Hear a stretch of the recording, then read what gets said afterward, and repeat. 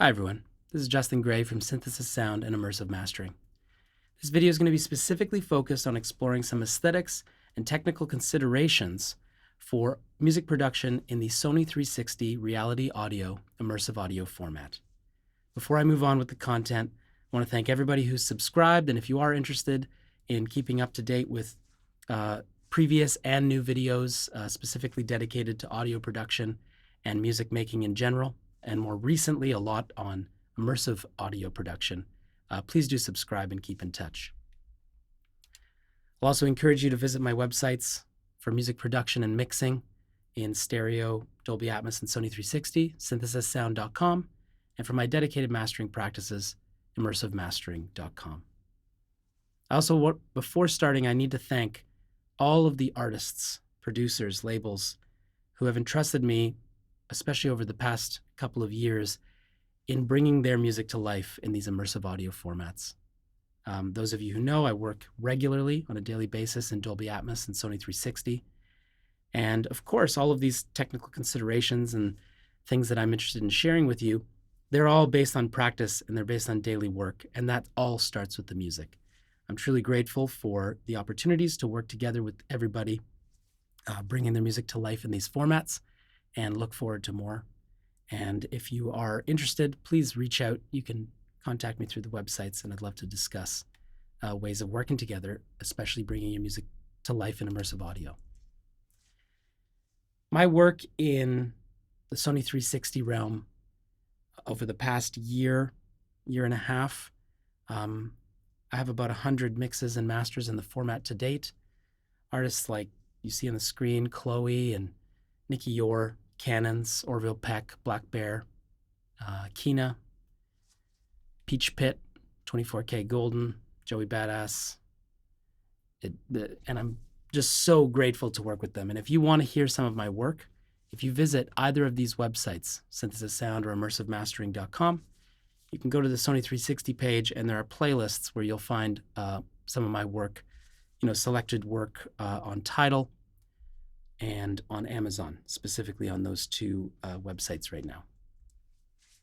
So the topics for this video.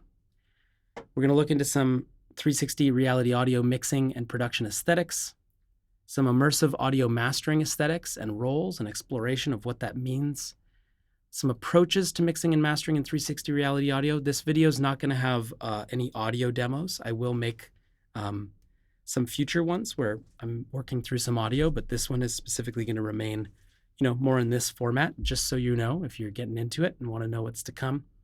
And some suggestions for future avenues. I work quite closely with the Sony and the 360 team. They're wonderful people. They're so dedicated to this format and so dedicated to quality. And there are some things which we'll be able to share just on where this is going, because we have to remember that all of these formats, Sony 360 started in 2019 is when it was publicly available. That's very new. It's a very young format and is already making massive leaps into the world of, consumer listening experiences.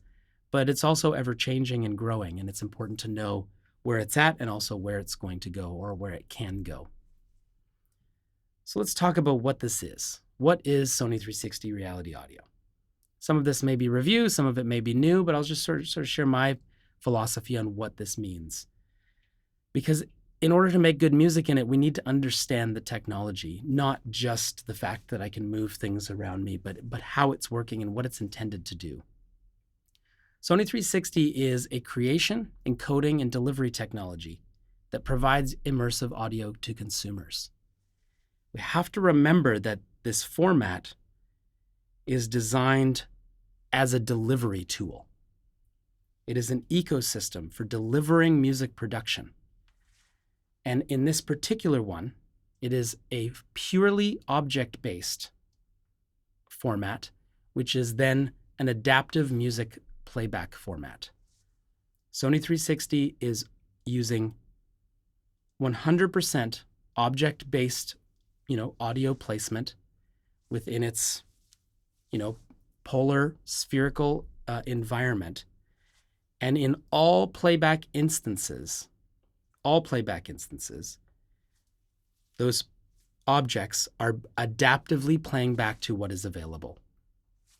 I'll discuss briefly, I don't want to go too down that rabbit hole, but I'll discuss some of the differences between Sony 360 and Dolby Atmos in a little bit. But in this particular format, it's essential to remember that it is 100% object-based in terms of what the actual file, what the encoding process, and what the delivery of that file, and then the listener is ultimately experiencing. It is also important to state that in this format, although a 13.0, which is a 5 plus 5 plus 3 bottom speaker layout, is required for full-on professional 360 mixing and mastering, it's not required to produce music in this format. And it's definitely not required for consumers to experience music in this format. Now, this also goes for formats like Dolby Atmos, where we're very familiar, or at least becoming more familiar, with the idea of a 714 or a 51 or a 914 or a 512, et cetera, et cetera. But let's remember, all of this is ultimately, it's driven by art on the art side, on the production side, but it is directly related, and the intent is based on a consumer experience. And the purpose of coming into using objects is for that adaptive consumer experience. Let's just pause for a second and talk about immersive audio. Has been around for a long time, which is awesome. We've experienced it in quad. I mean, quite frankly, at one point, mono to stereo was almost a parallel. Wasn't referred to as immersive audio at that point, but it was an immersive version of mono to a degree. Now we go many, many decades later, and we find ourselves looking at quad and then 5.1, and the expansion has continued, all of those being channel-based formats.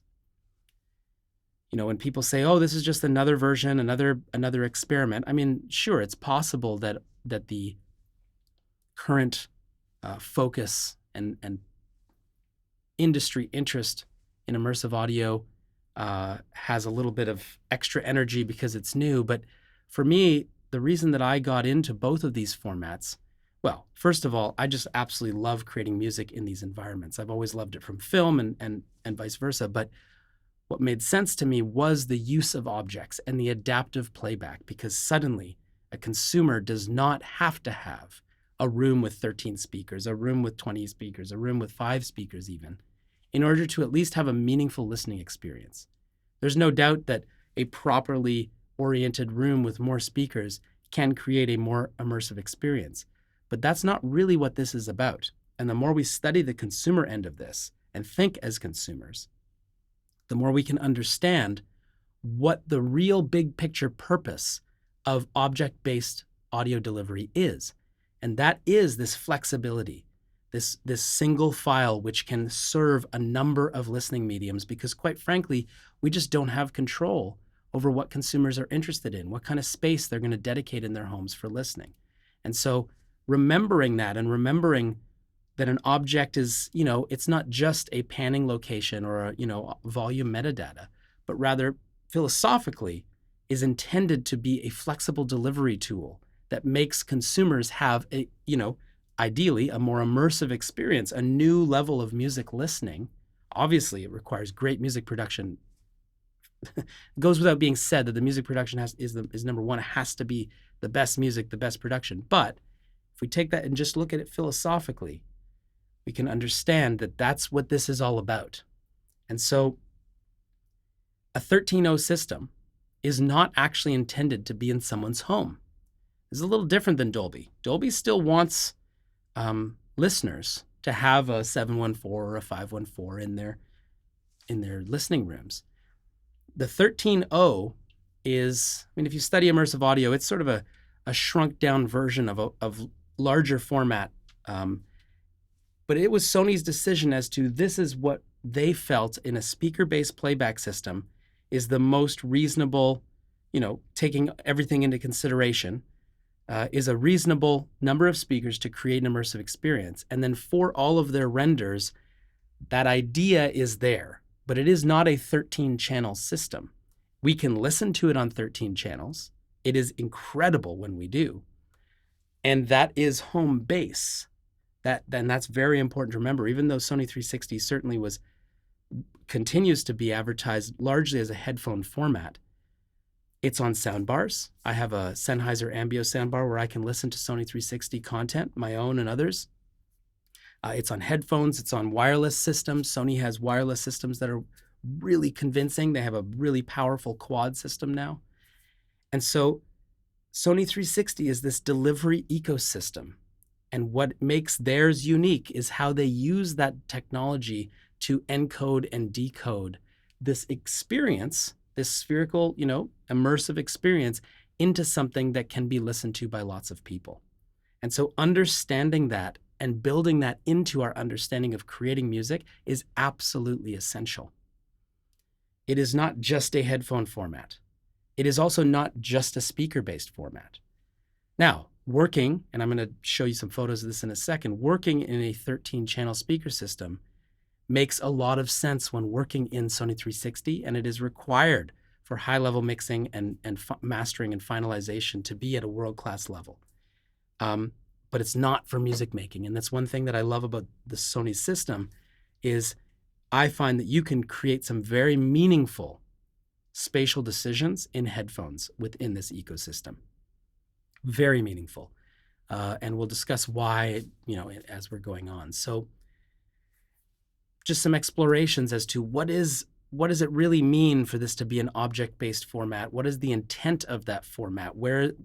And we need to be thinking of that at least when we're mixing and mastering this music. When we're creating the music, I think from a creation standpoint, understanding what it is, what the potential is in creating music from the ground up that uses this new sense of space, less masking, more opportunities to create these immersive experiences, that's where it's at. And we need more and more music and even mixes to be done from the very ground up to maximize the potential. But, I also do largely at this point what I refer to as spatial remixing. People call it upmixing. I don't like that. I prefer to call it spatial remixing because it's what it is. And then remastering. So let's move on here. Some of you may know, some of you may not. Walk Mix Creator by Audio Futures is the technology that Sony is using.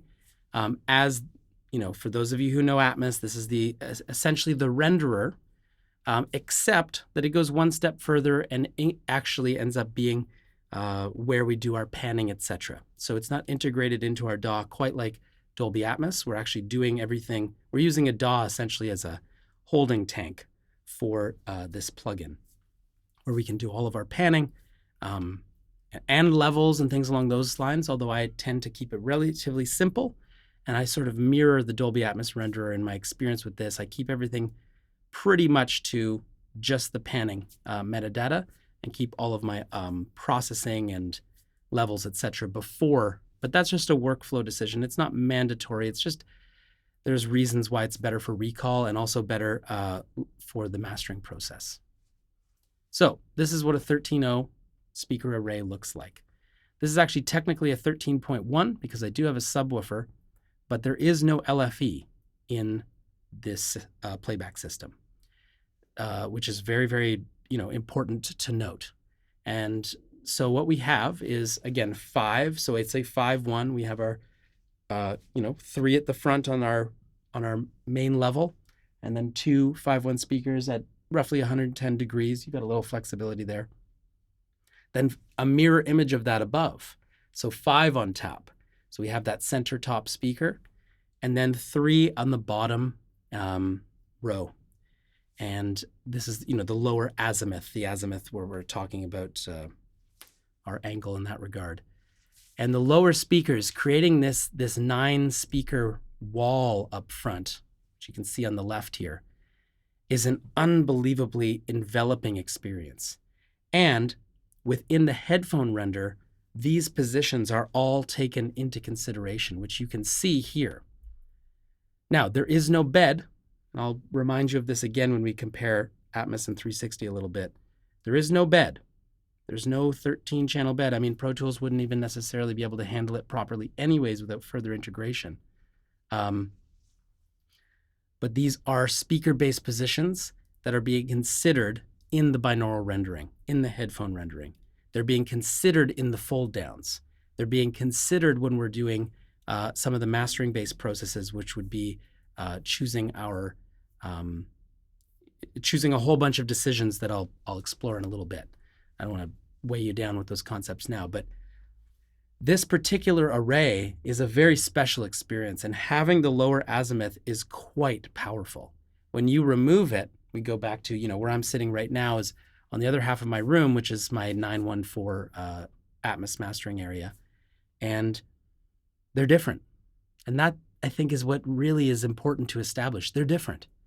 They're both object-based. They're both immersive audio technologies. They're both certainly targeting the same intent of delivery formats, but they're different formats. They sound different. They do different things. They have different strengths, and therefore we have to approach them differently. Just so you know a little bit about my playback system. So I have 13 Genelec 8330As, 5, 5, and 3, as I said, and then I'm using a 7360A as base management. It is not a dedicated LFE. I can sit in this array and also have it as a secondary Atmos station here, but I don't really typically do that because I'll show you shortly the Atmos array that I'm sitting in is very specifically designed for that, and I like working here for that, and I like working on Sony 360 there. It just makes sense. You design for that space and then you go to headphones. The thing is that designing this music only in headphones, I'm not saying that it's not possible, but that's not home base. That's not the master format. The master format is represented by the speakers, and this is no different for Atmos. But I'm not going to save Atmos for another video that I'm going to make shortly. So, keep in touch, subscribe, and I'll have an updated video with similar sort of aesthetic principles. But back to 360. This array and creating in that array, that speaker-based playback, that is the master format. And that's for a whole bunch of reasons, but it is the center, if we can call it a center. It is the center of the ecosystem.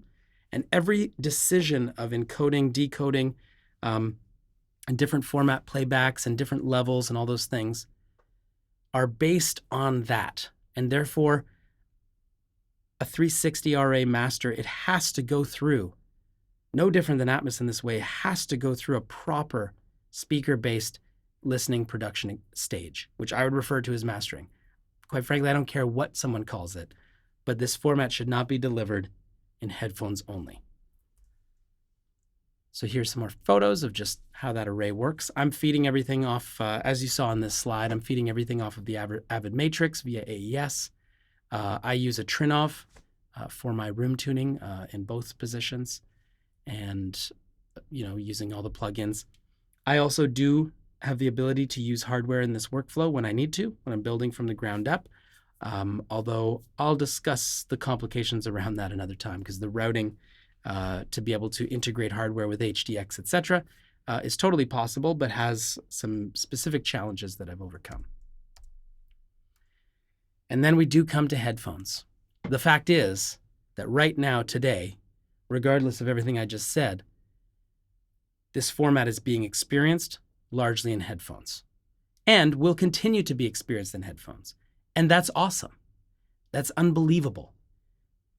As music producers, as mixers, as mastering engineers, we have to respect that the headphone is now an integral part of this ecosystem, not as a quality check, but as a meaningful, real creation tool. And the sonic averaging between the speakers and the headphones, that's the art. And we'll get into this a little later, but this is the crux of the mastering process and considerations and aesthetic decisions in this format. I have a lot of headphones. I love headphones, and I've come to love them and rely on them deeply in my immersive audio practices. My LCD 5s by Odyssey are my sort of go-to critical work headphones. Super comfortable, just unbelievable to work on. Headphones that I will make large spatial decisions and sort of do final stage mastering with are my Odyssey Carbons. An absolutely special pair of headphones. I do also have a closed back pair, the XCs. And the 4Zs I've used for a long time, and I don't use them so much in 360. And this is something I'll point out is different formats, they have different binaural tunings, they have different, which is, ultimately the HRTF, and I'll explain that with clarity for anyone who doesn't understand that in a little bit. The sonic character of the headphone renderer, I have found that there are certain headphones that help me achieve what I want in this format, that help me achieve what I want in stereo, which is largely, coming to the carbons, and help me achieve what I want in Atmos. And they're not always the same, because these are tools from a music production standpoint, right? These are tools that are meant to facilitate our ability to create the best thing we can. And so sonic averaging across multiple headphones is a big part of what I do. I, of course, also check things on AirPods and Apple tools, as well as my Sony wireless headphones. More part of the late stage QC process. And, to go back here, I'm checking, it's a couple slides back, I'm checking things on soundbars. I have a Sennheiser Ambio soundbar that can accept MPEG-H, and I can check Sony 360 on there and just sort of see what the behavior is. I'm not going to necessarily master through the thing, absolutely not, but just the same as going into your car or doing this for stereo mastering purposes and having a strong understanding of how the translation is going to work. These are all considerations that have to be a part of the production process to see this through at the highest level. Some thoughts on objects, just to continue with this. They're not channel-based. Objects are just not channel-based. They can be placed in a position which will ultimately create a discrete audio playback scenario. I can place the object in such a way that it will only play back on one speaker in a 13.0 array.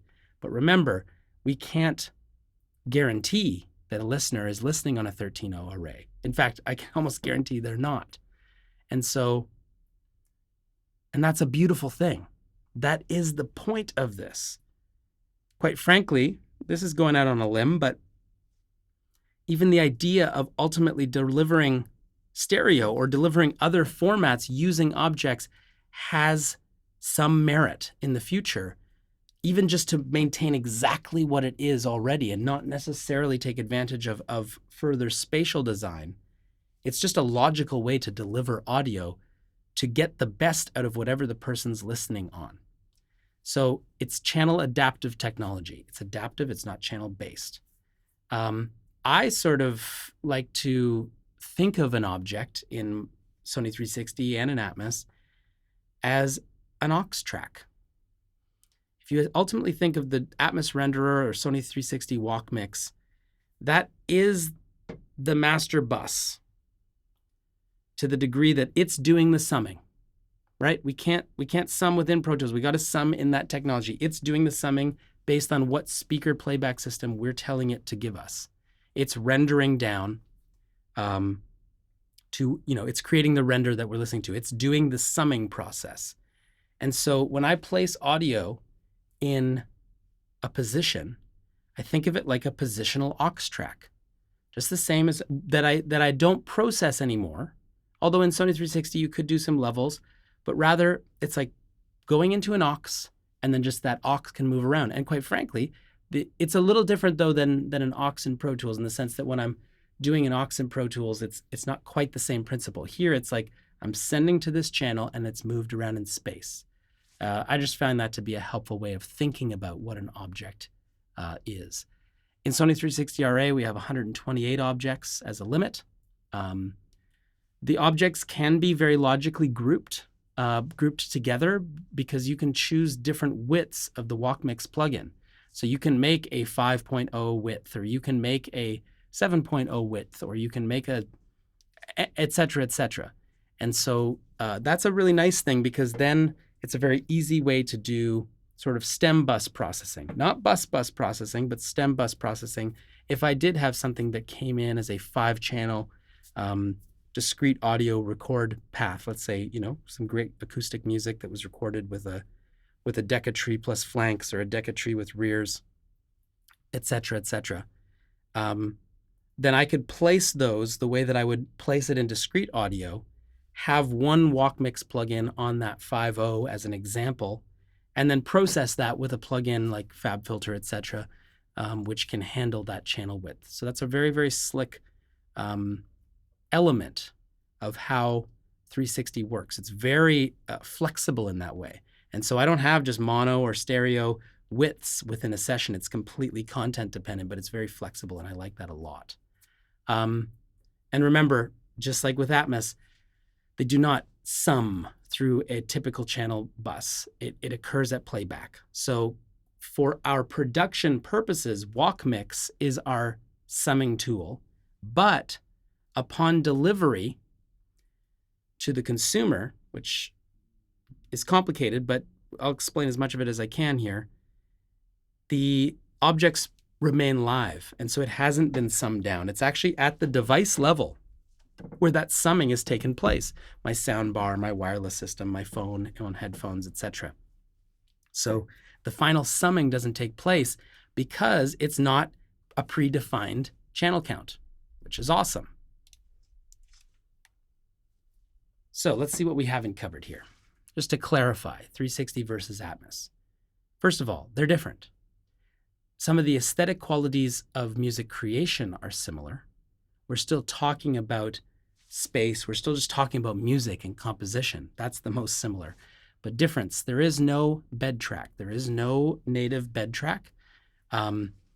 Quite frankly, for all music-based Atmos delivery, doesn't matter if you put it in a bed or not, it's going to get essentially turned into an object. So Atmos consumer music playback is also purely object-based, except for the LFE. Save that for a different video. We can explore DD plus Jock, AC4 IMS. And sorry, actually for AC4 IMS, I will admit it's a little more complex than that. The objects are in play, but also Dolby True HD. For those formats also take bed information and turn them into objects essentially with positional metadata. So, but in film it's different. And so the future potential of a bed track still remains as a thing within Atmos that is different. There is no bed track that's separate from objects in Sony. There is no LFE. Polar versus Cartesian coordinates. So polar coordinates, spherical, Cartesian, which is our box or rectangle. This is a massive difference. It's one of the reasons why just porting a mix over from one to the other doesn't work the same.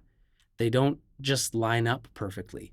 Now, there is some excellent work being done by Sony right now to integrate the ADM BWF format. It's already actually integrated into the WalkMix export features, but it's just not usable yet. They are going to move to that direction and try to find ways for one to at least open in the other. But I'm going to discuss in this video why mixing should happen natively in all formats and should not necessarily be done as a cross mix, as I'll refer to it, unless absolutely necessary. Obviously, the speaker playback system is different. So 360 is using the MPEG-H codec, which has some advantages, up to 24 object delivery. Again, I'll save this for a different video, but Atmos is essentially at a consumer level limited to a 15+1 or 16 point delivery in DD plus Jock, basically anything that's spatially coded, where 24 objects is available to MPEG-H. We have the ability to do static and dynamic metadata, which is deciding in advance whether something's going to be fixed or whether it can move, sort of like mimicking bed behavior at the back end, but it is something that is different, that needs to be, those decisions need to be made at the mastering stage. 360RA does not use the personal consumer mix features that MPEG-H is capable of. If people are watching sports and things along those lines, they can change the volume of the crowd or the volume of the announcer or the volume of the puck on the ice, etc. Those are not being used, obviously, in this case. Also, one of the biggest differences is just the different headphone render algorithm, the different binauralization characteristics. They have their own profile or HRTF, and an advantage of it, it has a very convincing spatiality. You can really identify space in a way that is very clear. It is one consistent HRTF, our head-related transfer function, one consistent space. And I personally find this to be a beautiful thing in the sense that it creates a very realistic and believable space. For those of us working in Dolby Atmos, we have our binaural settings off, near, mid, and far. Ultimately, reverb decisions, extra reverb decisions. And I personally like the idea of keeping things consistent in Atmos unless there's an emergency, essentially, using binaural settings as an offsetting tool for when something's not behaving. And when you work in 360, you realize that the space is consistent. There's a certain beauty to it and a simplicity that can create a very enjoyable, consistent listening experience, and can, as a result, create very believable placement in the space. So that the sonic characteristic, however, of the two binauralizations, for instance, if we were to take mid as the average for Atmos, it just doesn't sound the same. They are fundamentally different. There is significantly less low end in the headphone render for Sony, and there is a bit of a mid-range peak and a high frequency extension that lends itself well to spatiality, is very challenging for mastering against stereo masters. Typically, just off the get-go, we're talking about a much brighter experience, which again benefits a really lovely space, but can be challenging when juxtaposing against a stereo master, a huge consideration in sonic averaging. So they're different, and therefore you can't just take one and port it into the other. It just doesn't work that way, nor was it never designed to work that way. You can, but it can lead to inconsistent sounds, and I don't think that approach always can yield the best result. There are exceptions, and I'll discuss some of them, but just to put it out right now, I mean, discrete channel mixing situations where discrete channel positions, absolutely, that's a different thing. And I also know some wonderful engineers, some legendary engineers in the immersive fields who actually are more so creating immersive mixes and then using these formats as delivery methods. And in those situations, we're talking about something different. So I guess what I'm referring to is in an Atmos, a heavy object-based Atmos mix master doesn't just port into 360. And so in my own practice, I'm mixing natively in both separately. I start from the ground up in both because, quite frankly, all the sonic decisions are made differently because of the natural characteristics of both formats. The deliverables are different. The playback ecosystem in terms of how listeners are listening is different. Now, Dolby's caught up in terms of having custom listener HRTFs, but Sony has had it almost since the beginning. Very, very powerful tool. And then, of course, they're available on different streaming services. Just as an aside, if you want to check out, because I am talking about Atmos and 360 as well, I've worked with hundreds of artists in the Atmos format. Mother and Valley, Forrest Black, the Arkells, Brandy, Snoop Dogg. I'd love if you check out the website and go to the playlist there and listen to those. And I've done a lot of artists, like for instance here on this, Cannons, Orville Peck, Nicky Yor. Let's see.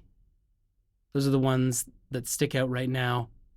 Chloe's on there, Elaine. These are artists where I did an Atmos and 360. And in all of those cases, both are separate mixes mixed natively. So you could go on playlists and find, on Amazon, there's a 360 version, where on Apple, there's an Atmos version, and do some comparisons. I mean, I'm really into the idea of us as engineers and producers, et cetera, like just sharing and raising the bar. I was recently at AES in New York. It was such a beautiful experience after such a long time of us all being separate, to just share with colleagues and listen to each other's work and discuss things and be in person and have that experience of just, and the thing is, we have to remember, as immersive audio engineers, mixers, mastering, writing,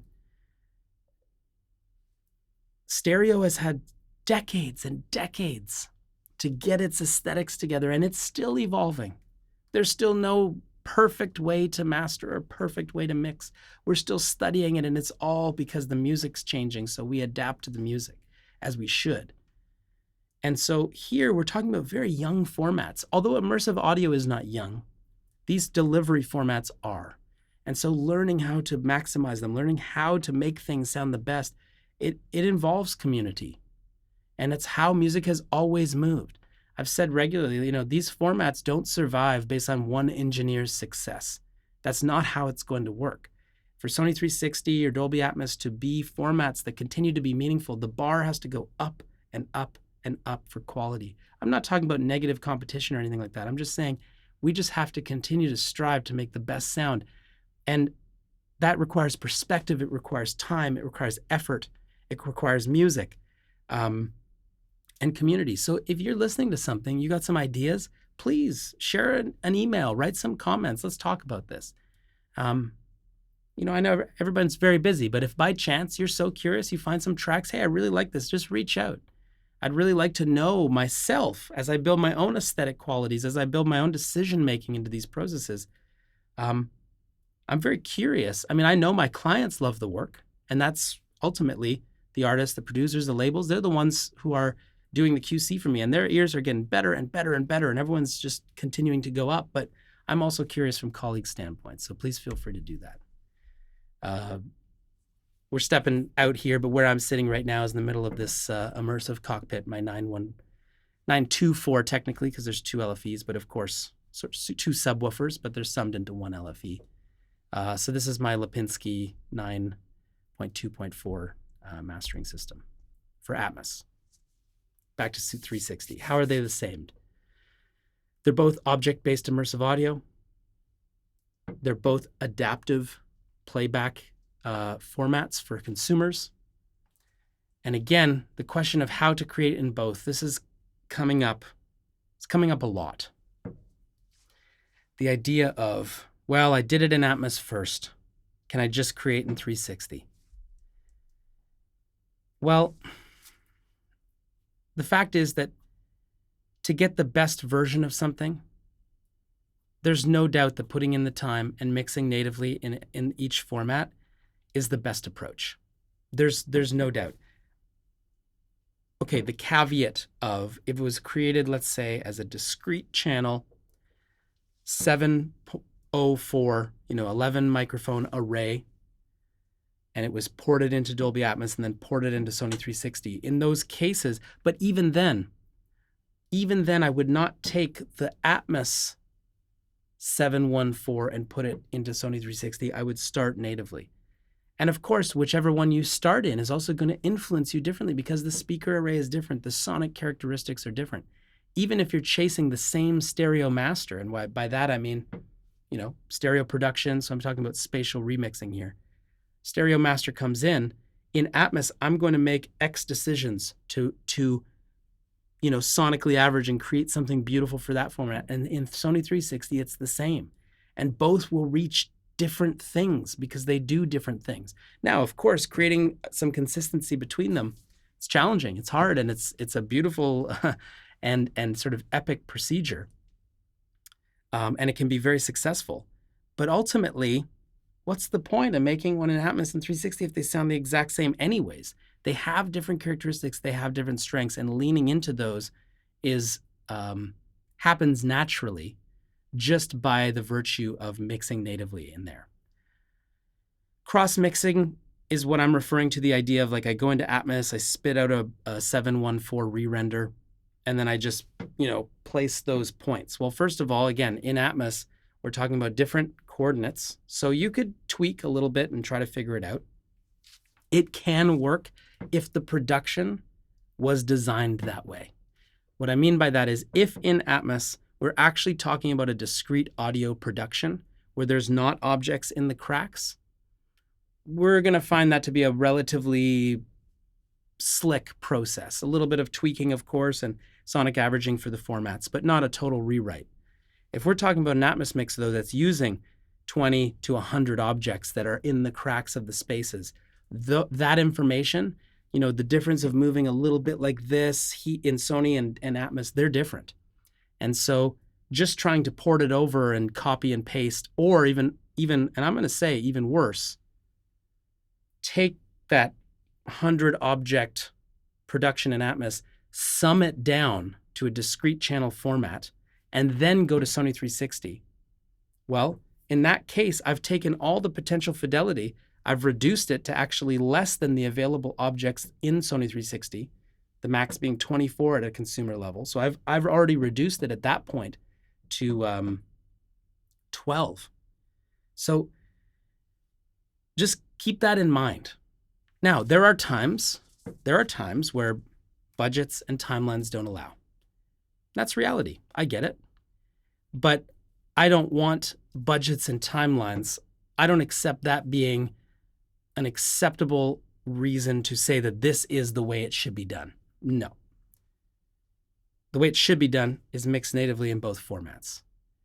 Or just in Sony 360. I mean, we're going to move forward and forward. And as these formats mature and our ecosystems mature, they each have their strengths. And different artists may choose one to do something with and the other one to do something with. I mean, it's awesome getting to do them all in all formats. And I would love if that continued. I'm sure many of us would.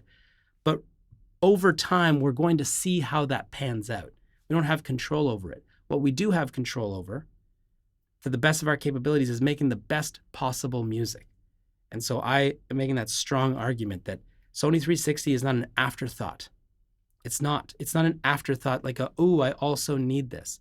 It needs to be built from the ground up to maintain maximum fidelity, to give that ecosystem the best chance it has to distribute objects the way it's designed to do.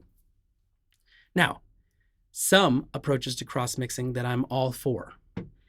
I like the idea in Atmos, if I have a stem that I wish honestly it was recorded with 11 microphones, but it's not, I'll use Pentio or Nugent and create an immersive decorrelated version of that that's going to not fold down and disappear, but essentially those are expansion and decorrelation tools. So using that, there are stems that could come from a 714, etc., and then bringing just elements in the cross-mixing way.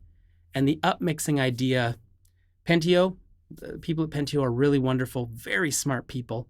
And 16 Pro Plus now has a format where you can take a 714 and it will do a bunch of leveling and math to spit it into its own environment in a 13-channel array. I have tested it. I think that it's definitely the best at doing that. And I would personally use it for stems. Personally, I am never going to mix not from all of the pieces in Sony 360 unless there's an absolute emergency and it has to happen. And even in that case, I'd say, well, what is this emergency and why does this have to happen? Because I want to make this to last. I want to make, these can't be done short term. They need to have the quality and the love and the care, just the same as anything else. And so all of this discussion around cross-mixing and increasing timelines and lowering budgets, I get it. I deal with this. We all deal with this. We have to deal with this in our own way. And I'm speaking from ideals. But when we're talking about aesthetics, we talk about ideals. We don't dumb down the aesthetic and then accept that. I want to shoot for up here in terms of what I'm sort of defining as the aesthetic principles of this format. What to deliver? This is very similar with Atmos too. There are some massive considerations around what to deliver. Well, of course, there are two scenarios I can think of. The first one is a production that has not been mixed in stereo yet. This is actually the more rare one at the moment, but I'm going to describe it first because I think ultimately it's the ideal. You've got a piece of music, you've got all of the parts and edited and created, and it's in your DAW and they're created as digital files. And at that point, delivering the multi-track and building from the ground up will yield something very special and powerful for that format. Now, one of the beautiful things, and I do this often, and I'm doing it more and more, is remember, this is adaptive technology. So if I mix in 360 first, I'm going to have the control to place the vocal, let's say in the center or in a very specific place, and have reverbs designed around this space, not limited to just stereo reverbs, etc. and create that from the ground up to be this immersive experience. And then we can go and use the adaptive stereo fold down as a starting point to have an accompanying stereo mix. Now, why? Why do we still need both? The fact is that when we're listening on our devices, all of the streaming services that are presenting this audio, except for Tidal does it a little differently, have this toggling feature. And that means that we have to assume that a consumer is going to be faced with the decision between stereo and immersive, whether it's 360 or Atmos.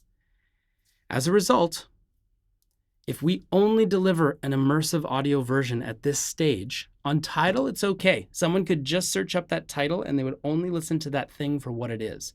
On the other services, the stereo counterpart will be the automatic fold down of that immersive mix. And quite frankly, the unmastered, unsupervised automatic stereo fold down, as impressive as it is, especially in film and television, it's not good enough for music, not yet. It would need its own mastering metadata in order to be able to have that be a thing. And so a stereo counterpart is still, and for the, I don't even think that this will necessarily go away, but who knows? Who knows where technology goes? But a stereo properly mastered and considered counterpart is necessary. First of all, radio, cars, anyone who's listening without immersive technologies, which is still this is still a niche within the big picture. You're going to want to have that. But what not a lot of people realize enough is that we could start in 360. We could start in Atmos, but we'll focus on 360. Could start in 360, make something beautiful, and then go and listen to it as a stereo re-render, essentially, a stereo render. Make adjustments, save it as a new file, and now do a supervised fold down. This is make adjustments so that it sounds exactly how we want, because the fold downs are impressive. They really are. They're very highly functional, but there's still tweaks that you would make if given the decision. So do that. Then take that file, master that file properly in stereo as though it was a stereo mix, has nothing to do with immersive audio. Then, for me personally, I'm going to bring that file back into my session. And I'm actually going to do a little bit more sonic averaging between the two, because there are things that happen in stereo mastering with access to proper tools that I might want to actually integrate into my immersive mix. Subtle harmonic details or subtle, tonal changes or dynamic control that essentially master bus processing is allowing to have happen. Well, I'm going to use that to inform my practices. So there's this beautiful sort of conversation, but all of that was created just from one mix. So in that case, you're just delivering your multi-track. You're delivering your edited multi-track the same as you deliver to a stereo mix engineer. Now let's go the other way around. The more common one, of course. We mix, we produce, we master in stereo.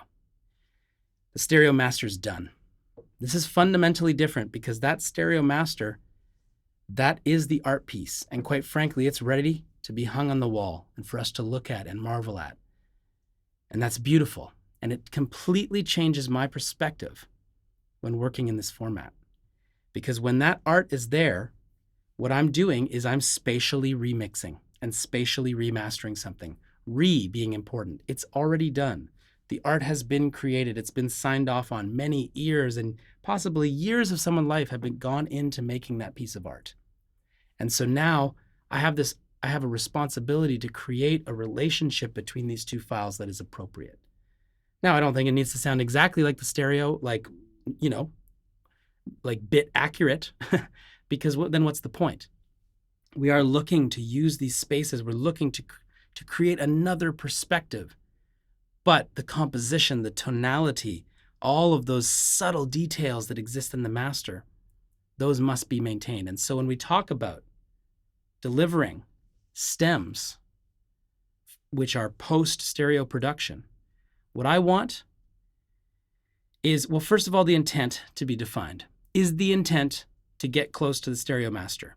It almost always is. That being said, there are times where someone says, no, I'm sort of down with exploring this as a new thing. We have discussions though about, okay, it means if someone toggles between the two, they're going to have that stark experience, but that's totally possible. Either way, they need to be considered because they're going to live together. whether or not they're meant to match each other, they're still going to be housed in the same thing for a consumer, and the consumer is going to get no explanation as to why they sound different. So most of the time, and my own personal aesthetic preference would be to create something that is definitely cohesive, and that is an art to itself. And so to achieve that, the key production elements need to be present in those stems. Need is a strong word. I'll describe why.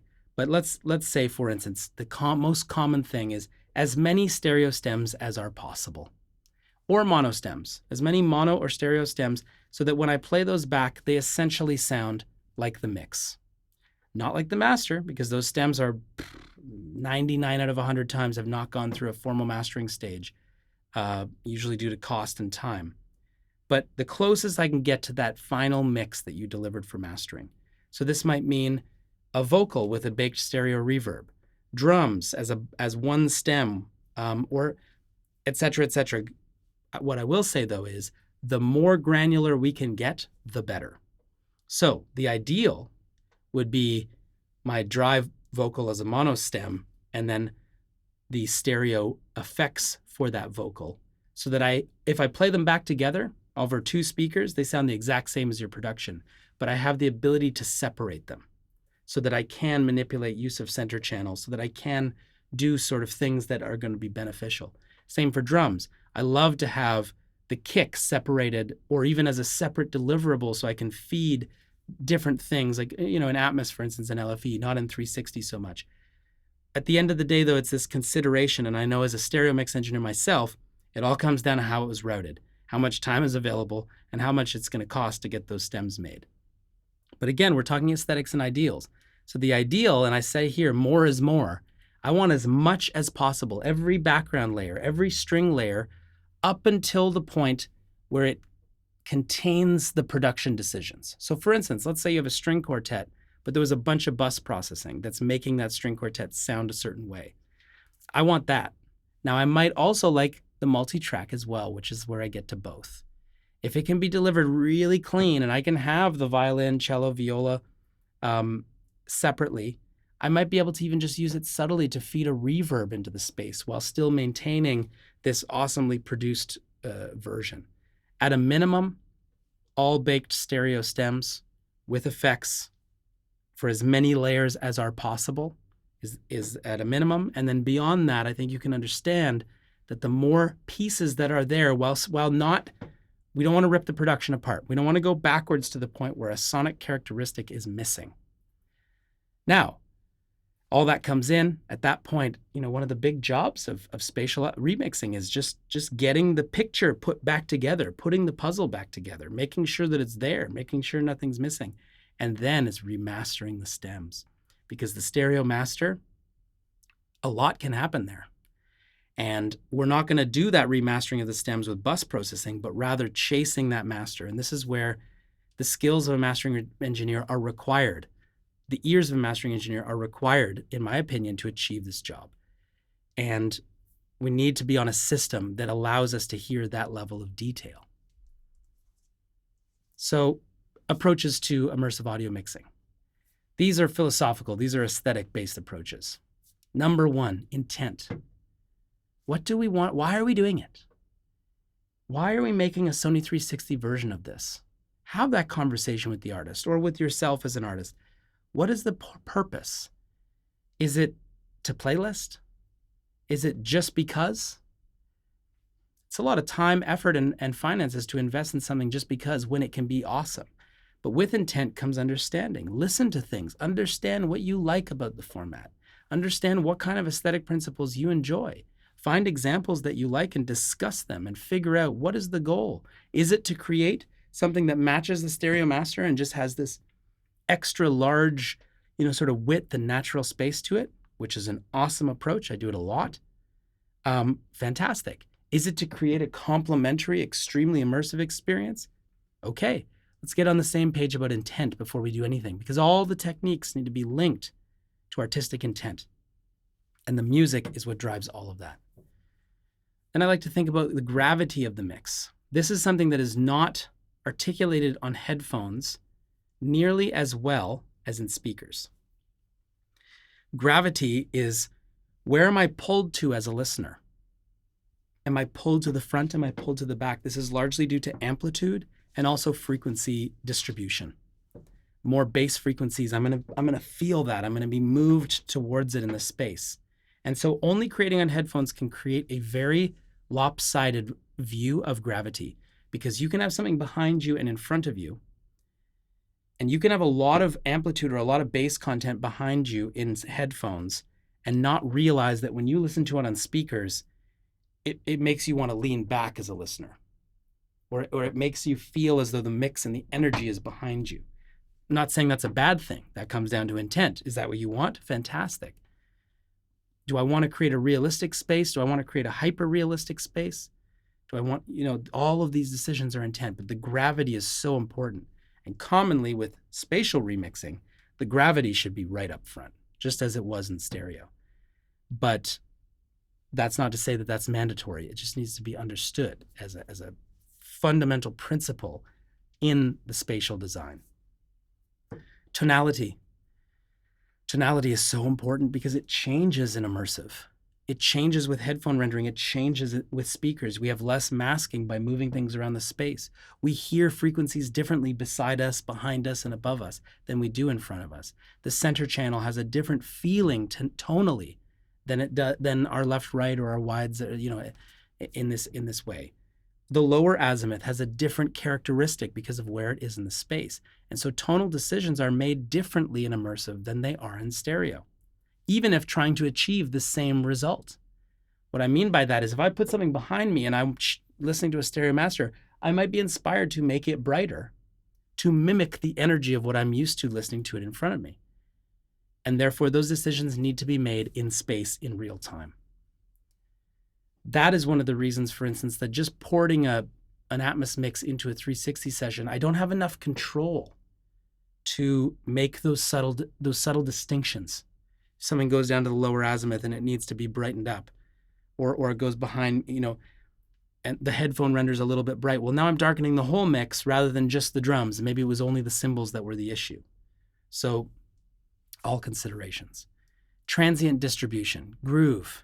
This also comes down to energy. I think of the immersive formats largely. It's not about having things fly around us and be, ooh, it's cool that something's behind me. I mean, I'm not saying that's not awesome. It can be very awesome. But ultimately, what you need to be able to do is, especially when doing spatial remixes, is study what's in front of us, feel the energy of that groove. And when it's spilled out into a room, is that balanced? And the fact is that you cannot judge this accurately without a mastering grade environment, because we're talking about half a decibel or less. We're talking about subtle changes in, the snares are just a little too bright on the side. And if they just come down, it's going to allow me to focus my energy and the whole groove is going to lilt forward just a touch. These types of considerations. So it's energy distribution, dynamics, and movement. Spatial composition.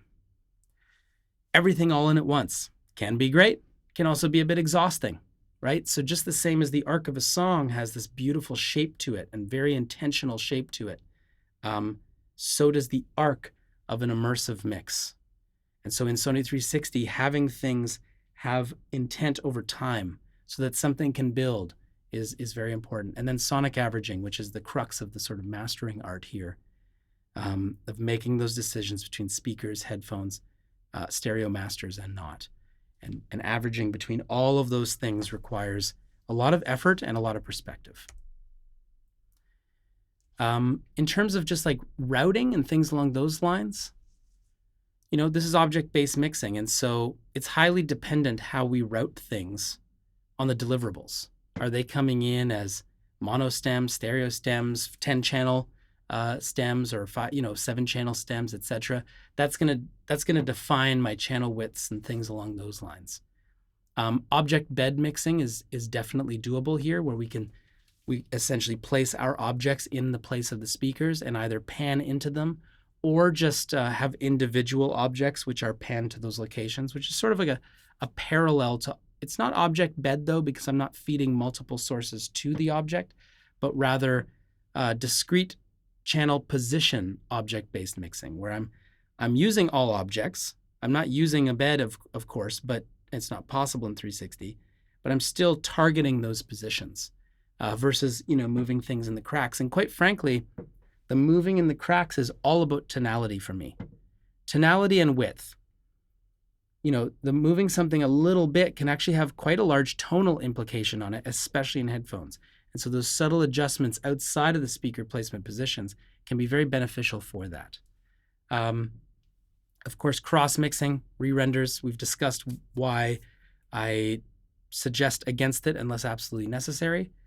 But upmixing, the idea of taking a stem and using an upmixer to essentially create a room reverb, of highly decorrelated, highly detailed room reverb, it's not just for full mixes, it's for elements.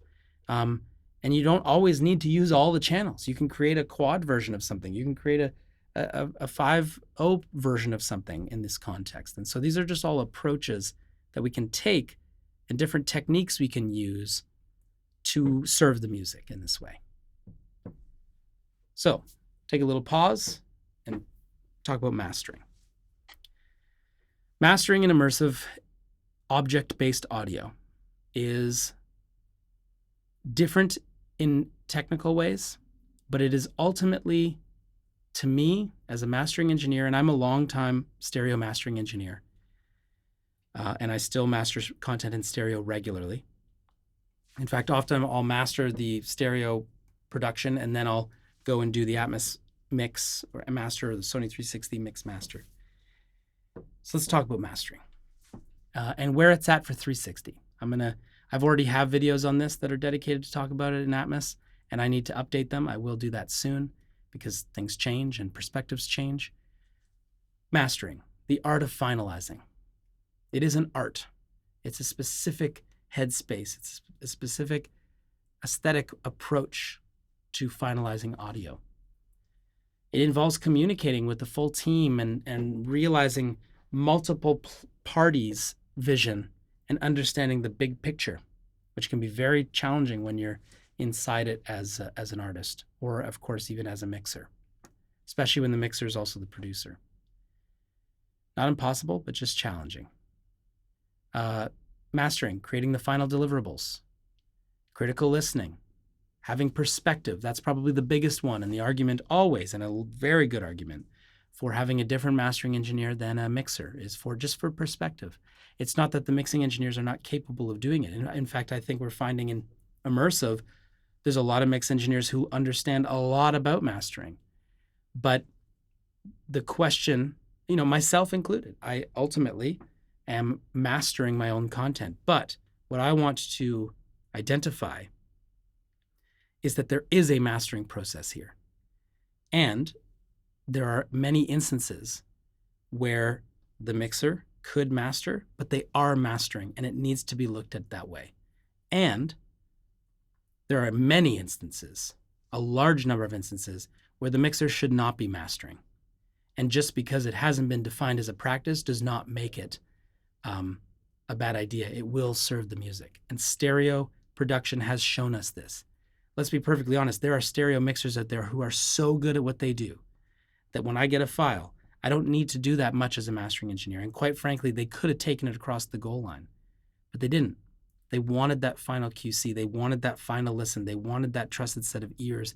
And they just wanted the perspective of somebody else to just say, yes, or let's make these subtle adjustments, see how this feels. That needs to come into immersive audio for us to all reach the peak. We can't pretend that suddenly it's not necessary. Again, is it possible for the same person to do it? In many cases, yes, but it is a separate process. There are specific considerations and a deep level of knowledge and listening environment quality that is mandatory to properly see this all through. The mastering engineer needs to understand the listener ecosystem and translation on a deep level, because that's the gig. The gig is about translation. You have to have a diverse and confident sense of aesthetics to be able to make those quick and confident decisions that something will get better because we do this, or that something does need to indeed change to benefit translation or to benefit, an aspect of the production. Although it is a technical practice, it is also highly an instinctual practice. It is all, for me, it's all based on instinct. You listen to something and you just know what you want to do. And it needs to reach that level for it to be done efficiently and done at the highest level. We're talking about refining balance and cohesion. It's a final stage of QC. Doesn't matter who you are, leaving a pop or a click in there, it just happens. And we want to be able to look at that simple process. And then reaching the appropriate technical standards, which in immersive are changing fast. They are changing. And in Sony 360, every time Walk Mix comes out, there's something else to learn about, to understand, to study. The same thing goes for Atmos. And every time the consumer side is changing what they do, we need to be aware of that and how this works. And over time, we're going to see more and more specifically defined uses for metadata, especially in this 360 area of introducing more loudness normalization practices. What is mastering not defined by? Mastering is not bus processing. It is not limiting.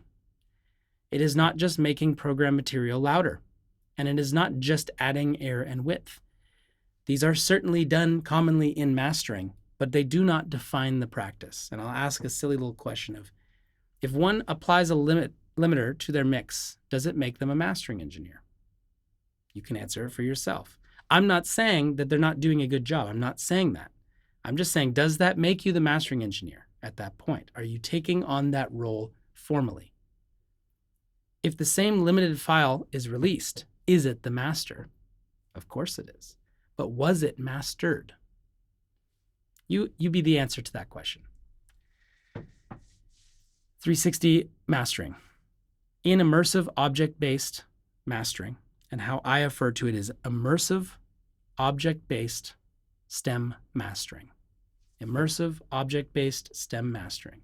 That is the art that we are talking about as the practice. And I'll explain more as we go along here. 360 RA mastering is 100% mix adjacent. The role has changed, and we have to share software, tools, techniques, session layouts with mix engineers. This may change in the future. There have been excellent discussions as well as wonderful papers written. You can read them in AES, etc., about the idea of creating object-based mastering suites, where we can look at the entirety of an object-based production and without summing or reducing its quality and reducing object depth, having the ability to manipulate using mastering objects and things like that. Although there's some really fancy ways to try this right now, there's no way to necessarily do that with the plugins and tools that we're used to. There are within WalkMix, I'll show you that we are talking about a couple of tools, like one tool specifically, which is the limiter in WalkMix, is actually doing this to a degree, but we'll discuss that separately in a second. So all this to be said, right now, in order to master music in this format, one must have a deep understanding of how music is mixed, because we cannot reduce things to a channel-based format without losing quality and future flexibility. How I describe it is the objects must remain in play. They must all remain live. All the elements are intended to remain live until or even into the final master is created. And so reducing everything to a channel count so that I can put it through some processing, I'm losing the whole crux and the whole purpose of this format, which is objects being these adaptive tools that can go into the world and be used by consumers as such. And so as a mastering engineer, I need the stems. I need all of the audio related to objects to remain in play and live in order to maintain that fidelity in the final master. And therefore, it is stem mastering no matter what way we look at it. I'm going to describe mastering ADMs in an Atmos separately in a separate video. I've already made videos about this, but I've got content that I want to share. But in 360, what that means right now, slide might come up later, but what it means right now is actually delivering a committed stem session with the WalkMix plugins on them. And that is because if you understand how 360, I'm assuming if you're at this point of the video, I would hope that you've worked in the format before, or that you're going to get it and open it up and think about it. The fact is that the positional metadata, which is the spatiality, and any other characteristics that you apply, like for instance, volume automation within the plugin,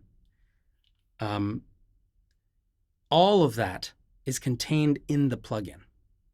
And currently, there is no way for that information to be transferred to me in any other way than for it to exist within a DAW. And therefore, for me, mastering in this format must happen in Pro Tools. This sounds limiting. Yeah, it is a little bit limiting, but this is where we're at. It doesn't matter, doesn't mean that it's not necessary, and it doesn't mean that it's not going to grow considerably. There are already massive discussions about how the ADM is going to be used to carry all the metadata it can to then have a mix engineer create an ADM and me be able to import it like I do in Atmos and then remap its spatial content and remap its metadata essentially that's contained in WalkMix. Right now, it's as simple as commit the stems, commit all your processing, zero your faders, deliver it as a session, a stem session with the WalkMix plugin on it. Now I'm at a point where I can take that file, that stemmed out committed session, listen to it exactly as you intended, and work from there as an immersive object-based stem mastering engineer. We're going to come back to that. I will follow the order of the slides here for a second. Loudness. Loudness in immersive, loudness in object-based is so different than stereo. And it's because the master format here is 13 channels. If you understand summing, if you take 13 and you turn it into 2 headphones, you're going to have volume buildup. That's just how it works. And so we need to have a loudness and a dynamic range that allows us to listen at a comfortable and powerful volume at 13 channels while still maintaining fidelity and lack of unnecessary clipping, etc., at the 2-channel headphone render. And that space is huge. And that is one of the reasons why we look towards loudness ratios. Now, in 360 RA right now, I have my personal preferences. I'm actually a part of making, the discussions around the loudness targets that will be set for this format. But currently there are no defined standards. And that is one of the challenges of the format at the moment. Because loudness metadata, which is, contained in the dial norm in a Dolby Atmos ADM, loudness metadata is integral for streaming services to know how to normalize a file. And right now, because the Sony 360 content that is in the world, mine included, does not contain essentially a dial norm or a loudness metadata, the services don't have a consistent normalization practice. Some of them are not normalizing, or some of them are just normalizing based on their own studies rather than a previously, rigidly and clearly defined sum. And so, for instance, discussions around, and in WalkMix, we do see our integrated loudness. We do see our short-term loudness in LKFS. We can see the 13.0 render, we can see the 5.0 render, and we can see the headphone render. Those are all very important. The 5.0 render is sort of mimicking the same decisions Dolby made around that being a logical center point.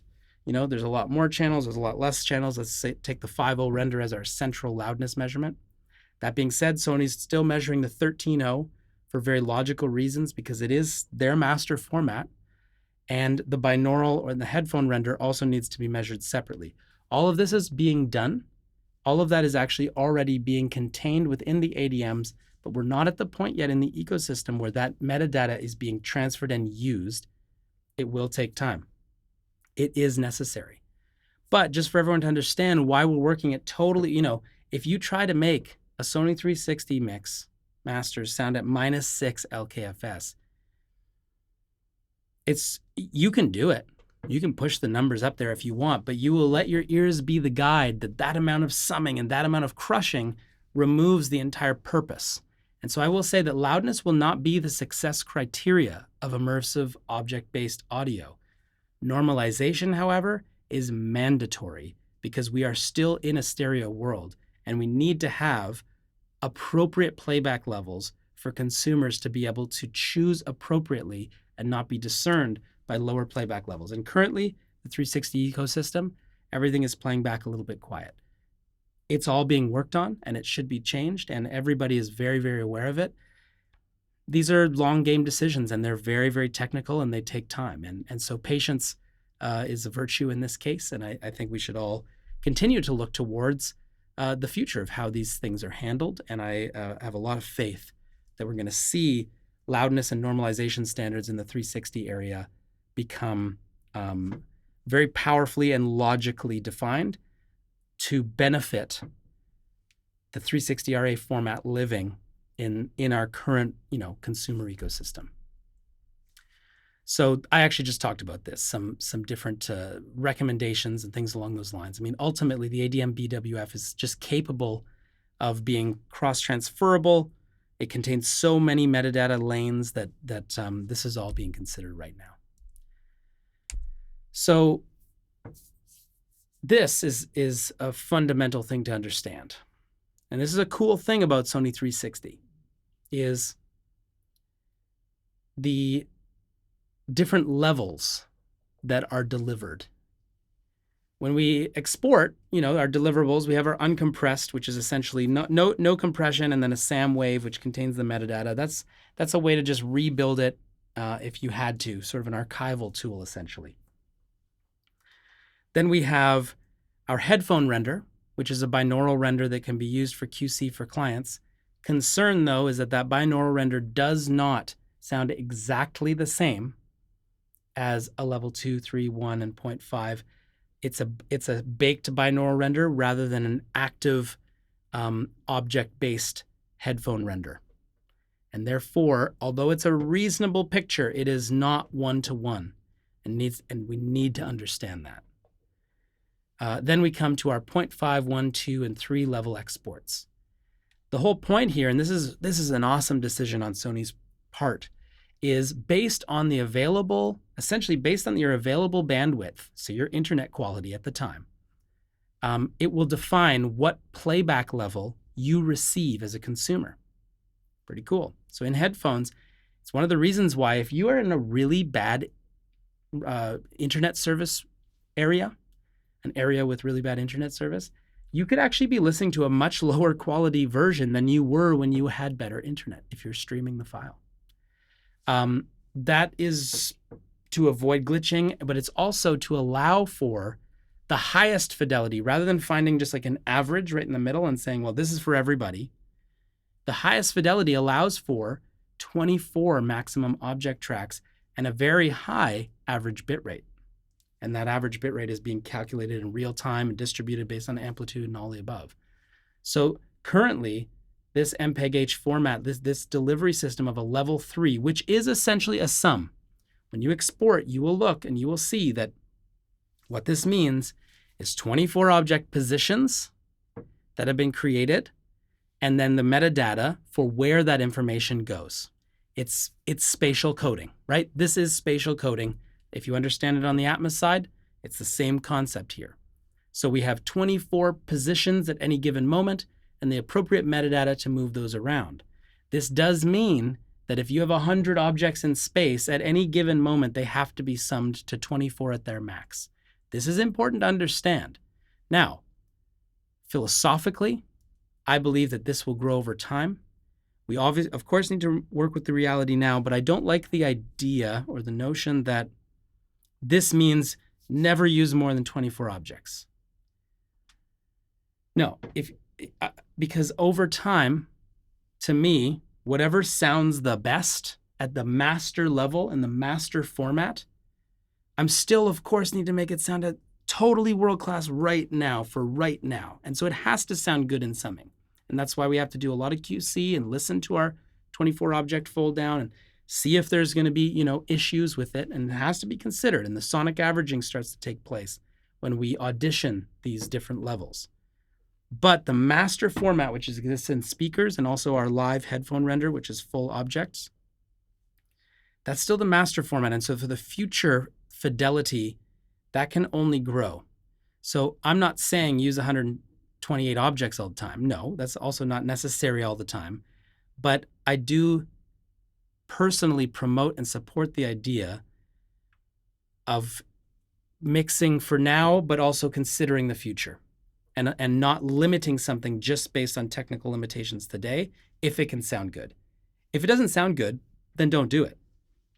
End of story. The technology should never, ever, the capabilities of a technology should never, ever drive the decisions that we make sonically. We should make decisions based on music and sonics.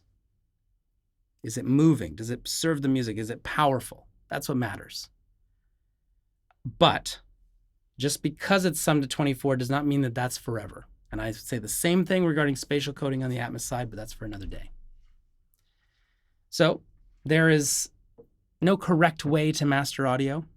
And although there are limitations that I described to how this is all working, I don't believe that there's anything right now that can't be done. You just need to know the techniques to do it. What's not mastering? Maybe this is a place to discuss what is not mastering so that we can define what is. Well, recording, composition, arranging and production, editing, and mixing, which is the mix approach, decisions about layers, settings, spatiality, effects, all of those things, that is mixing. Nothing has changed in this regard in immersive object-based STEM mastering. Mixing is still defined. So what is 360 RA mastering? Tonal balancing. And yes, although it is happening to multiple stems, there are a way to group those together to have them mimic, stereo practices if necessary. Although I will say that in stereo, you sometimes want everything brighter or everything darker. In immersive, you notice very quickly that actually I don't necessarily want everything I do to the front row to affect the back row. This is especially true of dynamics. I'll save that for the next slide. So tonal balancing, sonic averaging, all these discussions we've had about various tools, headphones, speakers, and the like. Dynamic control, deciding around dynamics. Even if it's not bus limiting, there's still limiting and compression decisions to be made to create the best feeling for the song. Spatial balancing, especially for people only working in headphones.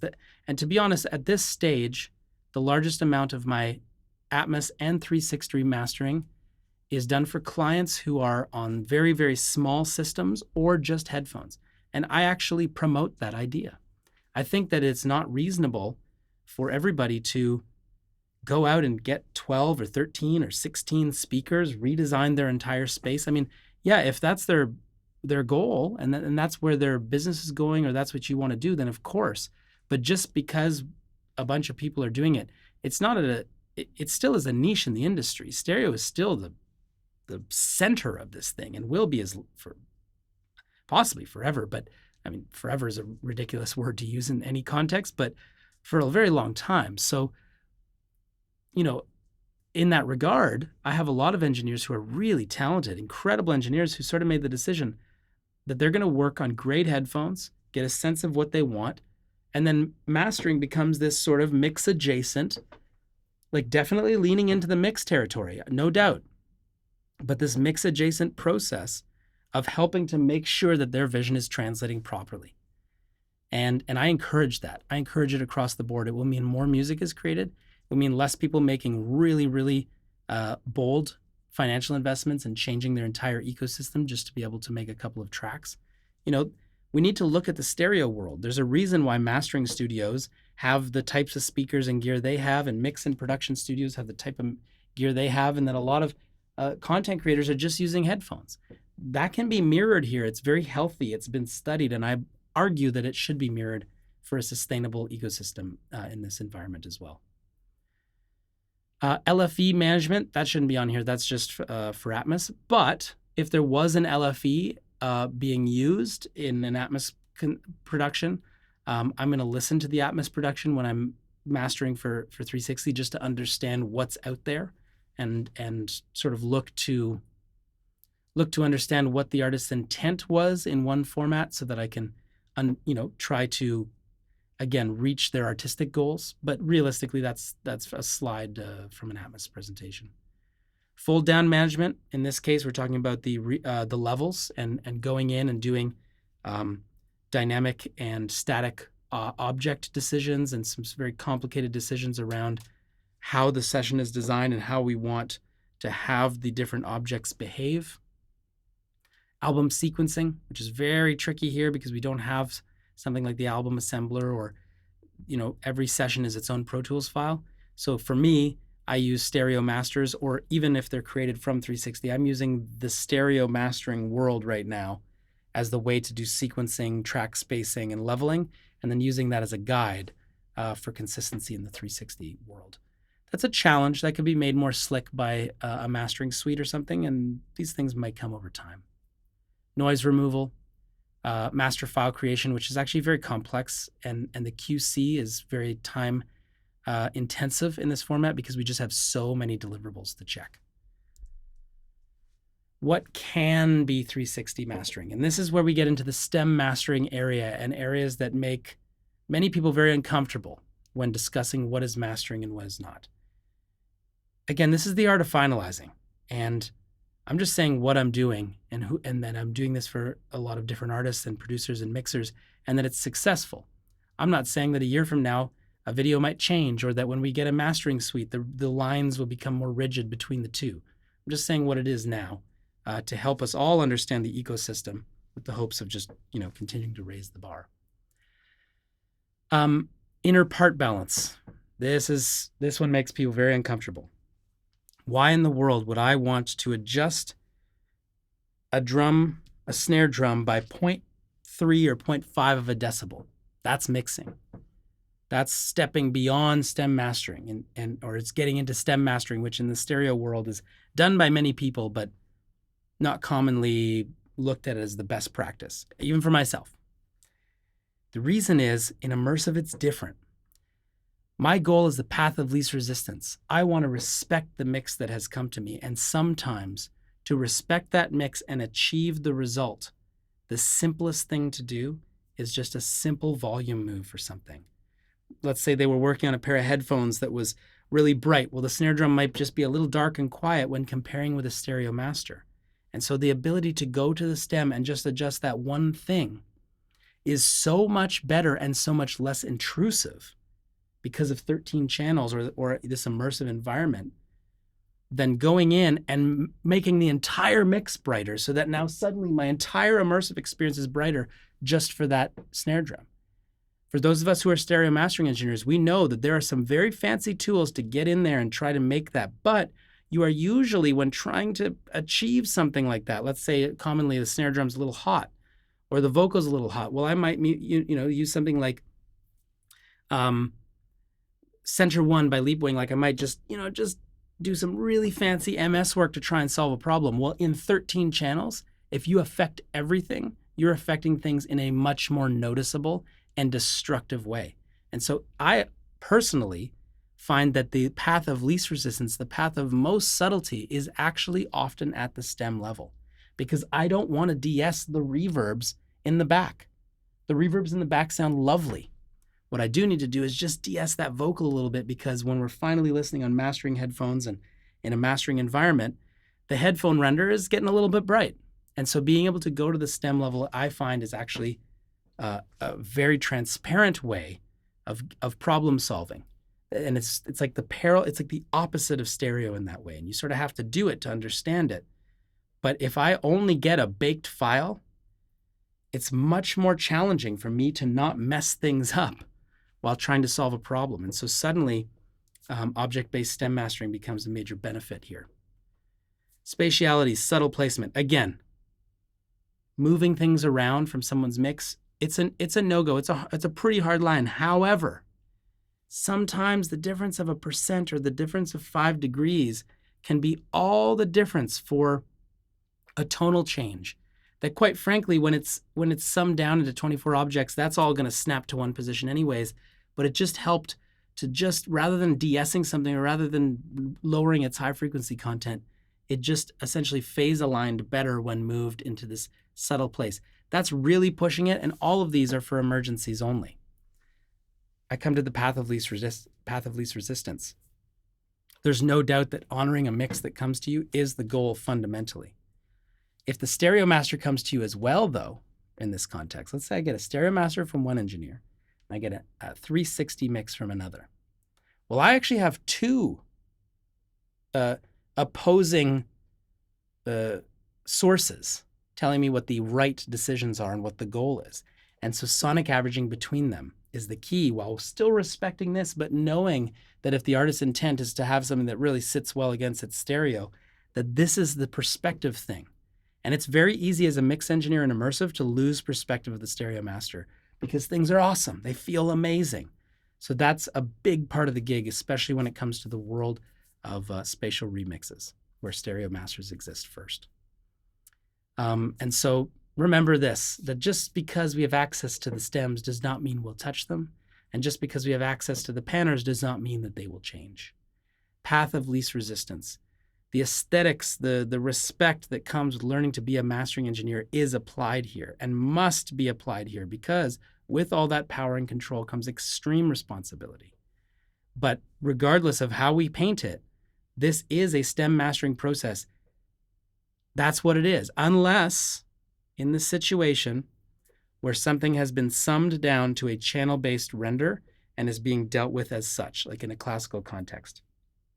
I understand how that's different, and I understand how the mastering engineer at that point could have the ability to do some, speaker placements and then mastering, again, very mix-like though, like the idea of taking something that was recorded in 11 channels and then putting it into 360. That to me is largely, it's still mixing, right? That first stage of putting it in, deciding on subtle levels, that to me is mixing. And then at a certain point, it transitions into the mastering phase when we look at how to do it.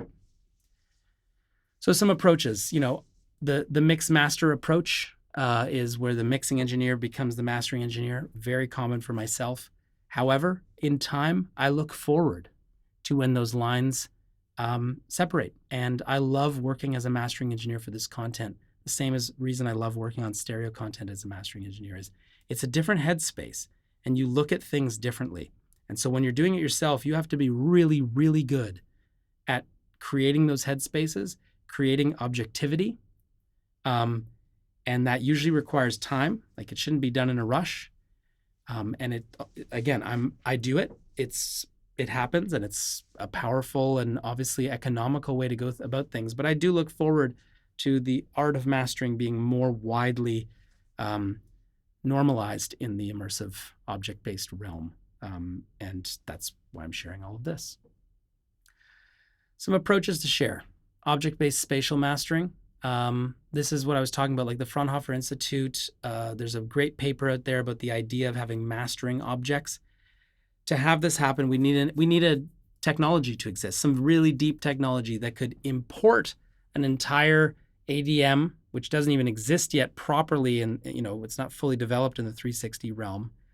And then that would get imported into its own suite. And in that suite, we would have all of our own tools and hopefully the companies would be let in on it, but most likely for a long time would be using the tools we're provided with. And so it's gonna be a long time before personally, I'm not gonna wanna use the tools, like highly developed tools by DMG or Vice or FabFilter, my common mastering tools. But that is an approach that could come in the future. So immersive object-based stem mastering, this is where because we're not talking about sort of overall object-based mastering, that sort of concept, which is still being held for the future. The thing that needs to be delivered, as I said, is a stem fully committed walk mix session, essentially in Pro Tools. A mastering studio, well, it requires a mastering engineer, someone who loves immersive audio and is extremely experienced in delivering this content, and a mastering graded sonic environment, both speakers and headphones and equipment. Mastering rooms are very specific. They're designed a very specific way, and it's necessary more than ever with this many channels to have that consistency to make sure that translation is possible. And in this format, it requires a 13-channel speaker array because that is still the center of this ecosystem. Even if it's not what's being heard by consumers, it still is the fundamental center of how everything is formed. And I hope you're understanding more of that as this video goes on. Mastering tools, you can use analog. You have to be using HDX and a Dante system to feed into WalkMix essentially as a receiver of audio. It's very awesome and powerful, and I do it when it's necessary. It can also remain all in the box, especially in the context where we have pre-mastered stems or stems that are sounding really, really good. And also the goals are different, right? We're not necessarily looking to do the same bus process. So having the ability to control the stems separately is very functional in the box solution. But they both have their merits, and sometimes I just want to use my analog gear because I know what happened. I listen to the stems, I listen to the stereo master, and I know what's been done within reason. And I know that some of my tools, my compressors, and you can go to the immersivemastering.com and see all sorts of mastering tools. These world-class tools are going to help me achieve that sound. And maybe I just need to do it to the drums, the vocals, the bass, and the guitars, just sort of get some of that processing and that tone that comes from great analog. But that's completely dependent on the content, and the decisions are made accordingly. Tonal balancing. Again, I've stated this is not stereo, so we don't always just want an EQ on every single object to be grouped because I don't necessarily want that to happen. It has to come down to intent. And so mirroring our stereo mastering practice is not necessary here. We have to have our own aesthetics for Sony 360, our own aesthetics for Dolby Atmos.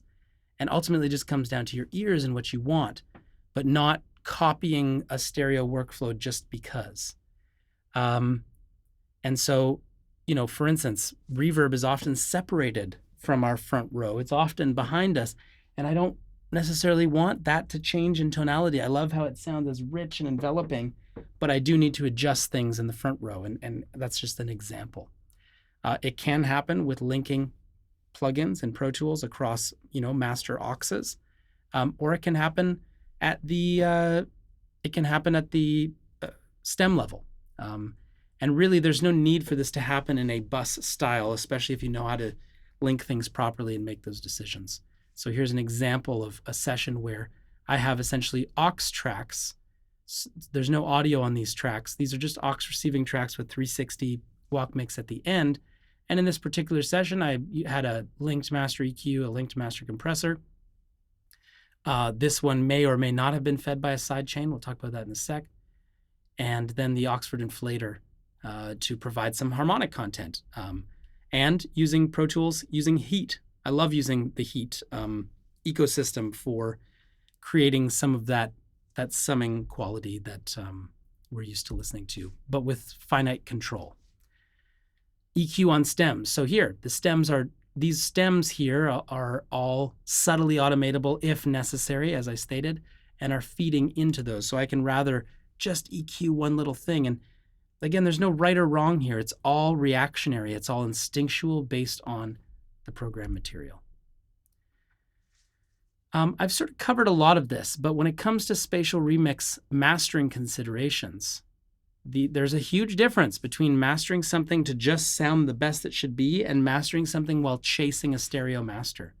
And so to achieve chasing a stereo master, sometimes subtle micro level adjustments and subtle stem level processing is required. Now, the binaural metadata refinement, this is coming from an Atmos presentation, that is not present in Sony 360. We have no binaural metadata settings. We are also in the age of the spatial remix, the age of, having everything done in stereo first largely, and then coming to these immersive formats. But as I stated before, this is all going to change over time. And so right now, a lot of the mastering practice and a lot of the aesthetic qualities are actually being piggybacked on the stereo world. And that's a good thing because stereo has had so much time to develop its aesthetics and its quality, where if we, over time, we're going to see productions that are designed from the ground up to maximize these formats, and the aesthetics will change. The goals will change when there's not a stereo master to chase. I'm not saying one is better or worse. I'm just saying that they're different and they require different perspectives. There's also like the idea of reverse engineering a stereo master. I've worked on a lot of catalog. Snoop Dogg's Doggy Style is one of those albums where everything came from tape and multi-track, and everything had to be completely reverse engineered. And so that's like the most intense version of chasing a stereo master, where you have to do it from the very ground up, from every mix stem, and rebuilding a master from stems. But there's something beautiful about that as well, in that you can make decisions that not only benefit the stereo master matching, but also making spatial decisions at the same time with mono versus stereo versus, channel width to benefit the format. This is in WalkMix, a brilliant A/B tool that was integrated about 6 months ago, or maybe even a little bit less than that, where we can load in a stereo master and very quickly toggle between the two formats, which is fantastic. We can gain match, we can time align, so we can toggle between the two sources in that context. Sonic averaging, looking at different channel layouts, looking at headphones, checking on sound bars, and just learning that speakers is the center of the whole thing, but learning what decisions to make based on translation and the success of translation, what kind of decisions need to be made. Dynamic range. Why do we care about loudness? I've said this before, it's about normalization. It's because we live in a stereo world, and I don't think that 360 RA content is yet in a loudness war with itself, but it is in a constant comparison with stereo, and this is why loudness is important, and why all of the things I said earlier in the video are essential to evolve in the 360 realm, so we can get more accurate and more consistent loudness normalization, so that our mixes and our masters can be heard at an appropriate volume, and our consumer listeners are given a fair chance to choose one that moves them. Dynamic range control. This is often the one where people say, well, there's no bus, therefore there's no mastering. Just not true. I already established earlier that mastering is not defined by bus processing, and that if you bus process your mix, you're not necessarily mastering. They're adjacent to each other, and there definitely is a blurry line between the two, even in the stereo world, and that's fine. Ultimately, whatever serves the best music, but this is a major misconception as to why there's no mastering process here. I can't limit it. Well, that's just also not true, and we're going to explore that in a second. As I've said, the reason we don't have that I can't define a bus process is there is no channel-based bus.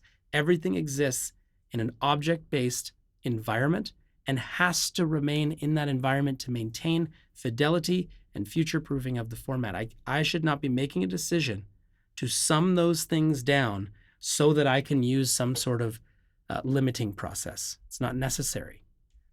Now we come to the WalkMix limiter. This was integrated half a year ago. This is a pretty prolific tool. This tool is being fed by an active sidechain that is created from the 13.0 render. So they're creating a mono sidechain trigger, a mono mix, developed intelligently in real time while you're mixing, while you're mastering, to this limiter. And then this limiter, which is the threshold is being triggered, and sorry, the threshold is being fed by an active mono trigger, which is developed from the 13.0 render. So 13.0 render is happening in real time, even if you're not listening to it. That's summed down, and that's used as a sidechain trigger so that we can then limit every object at the same time with the same bus style limiting. They built it into the tool. Now, the fact is, okay, so this sounds like great, and it is actually brick wall. The one on the Atmos renderer does not necessarily work like a brick wall. This is a brick wall limiter. We have control over release time, output, and look ahead. No one should be mixing into this, just the same as in stereo. You shouldn't be mixing into a limiter. You can add a limiter, you can have it. I mean, that's a different discussion for another day, but here's the thing.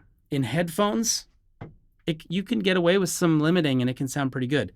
What we need to now talk about here with the mono sidechain trigger is a lot of times, I'm not saying always, but let's say the intent of the production is to have a pretty strong left-right LCR front row, mix, drums, vocals, bass, let's say. Pretty common between LC and R. Especially when we're talking spatial remix, we're trying to create a consistent experience. It is very uncommon, even though that I want that compression to affect my rear and upper compression.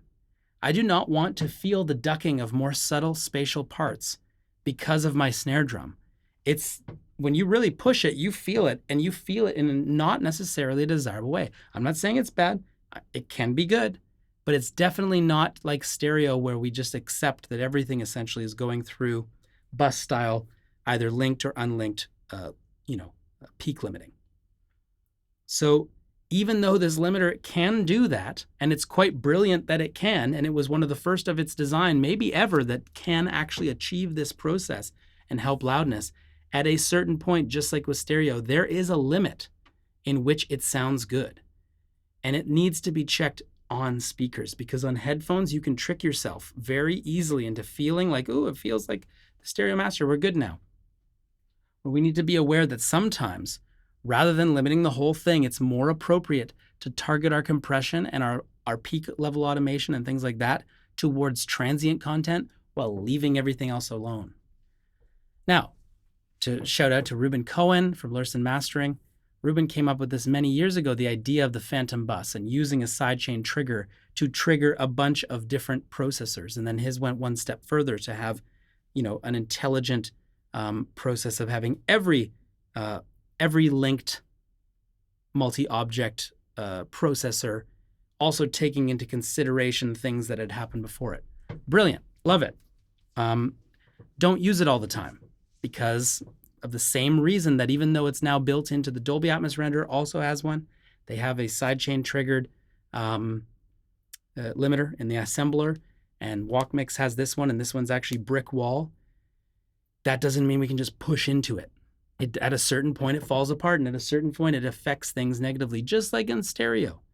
And the goal here is not loudness. Like dynamics and space are the new loud in this format. That is what creates the meaningful experience. If we want proper loud, let's get back to stereo. Stereo can be successfully really powerful and sound really quite fantastic at a variety of loudnesses.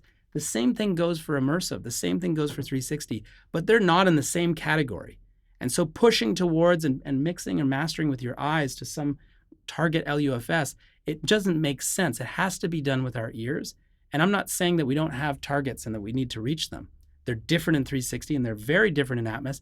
They're very misunderstood in Atmos as well. Different video. So here we have a limiter. We have this mono sidechain trigger. But personally, I would much rather go in, link the transient information that I need at a stem level, compress, even just things as simple as just doing peak automation to help with my PLR and to help not trigger that limiter so that I don't hit the limiter and I don't duck my reverbs above and create also all those issues. And then just going into targeted sidechain compression, I can use this concept but not apply it to everything. I can use the kick drum, but just apply it only to the elements that I need. And this is only possible with a stem level production. And these techniques are developing, and who knows, in time, I mean, I consult with some people as well. It's possible that we might see some of these tools integrated in intelligent ways. There have been some excellent tools designed for Atmos. We have Waves had Sphere-Inks, and there's these tools which have these sidechain triggers. It's coming. People are thinking about it. And I'm sorry that I'm not remembering that one right now, but Hornet came out with the SAMP tool. Fantastic. But all of that is based on this idea that we must do it. We do not need to. We need to have the aesthetics. And I'm not saying, as a mastering engineer, I will say it straight out. I want my files to play back at a healthy volume. I need them to compete with stereo. In 360, that's almost impossible at the moment just because of the lack of proper metadata, but that's being solved. But regardless, I want this to hold up to a stereo master, and I think about it a lot and care about it deeply, and I'm constantly working towards that relationship. But also it to be its own meaningful, high fidelity, beautiful experience. It's not just a thing that happens after stereo. It's its own ecosystem, and it needs to be thought about as such. That limiter, that walk mix limiter, I don't turn it on until the end. I don't turn it on until the mastering process, even if I'm the mix engineer as well. Learn from your stereo workflows, and all of those things apply, because this limiter is there as a safety limiter, and that's it. You know, again, if you're only working in headphones, you can trick yourself into thinking that it's sounding better than it is. And I'm not saying it's a bad tool. It's a great tool. But there's a reason as well why you don't grab 10 decibels worth of compression, even out of the best stereo limiters. Things need to be properly gain staged, and dynamic control needs to happen over the series of the production, not just all at one point. We talked about sequencing. The idea of pre-rendering is complex and, again, requires a lot of QC going in to deciding whether in 100 objects I can decide to have them all be static, in that I can basically pre-render 24 moments. I can also say that they're always dynamic, and the algorithm is constantly trying to make the best 24 that it can at a level 3. Or I can choose halfway between, and it's completely content dependent. Very, very subtle, and very much to do with translation in terms of accurately making those decisions. Here are the master file deliverables. We deliver the 13.0. I hope one day those 13.0 system, I hope one day that the 13.0 actually gets adopted. I know that it probably won't, but it's such a beautiful array. When you experience that 9 in front, it's awesome. And we have to deliver the uncompressed and the various levels and all the QC. And there is a thing called the Artist Connection app, where I can actually upload things with a private account and have clients listen to level 1, level 2, level 3, and the 0.5, and the level 0, the level 0.5, and actually hear the real render. The headphone render, as I said before, is not actually an accurate representation of any of these. So I'm pretty weary to use it personally. I work harder to make this happen. And then now there is a walk mix player. This is awesome. It's not yet at that level. I look forward to it being at that level, like a Hoffa DDP player, where I could send it to someone with the files in it and they could just open it and listen. Not quite there, but that's where it should go. Quality control, quality control, quality control. This is, if you thought it was hard in Atmos, it's tricky in 360. There's just a lot of files to look at, and a lot of areas in which very minute decisions need to be made correctly. Archiving, this is another role of the mastering engineer. You're going to come back and say, oh, this happened, or this is going to change, and that session needs to be there at the ready. Listening and referencing. This is where I was saying about having a soundbar, or having the ability to play other people's files. Or, I spent some time in New York and LA and going to different 360 rooms and listening across places and understanding how it changes. This is something that develops over time. And mastering engineers do this in stereo. We study our things in various environments, and it has to happen here too.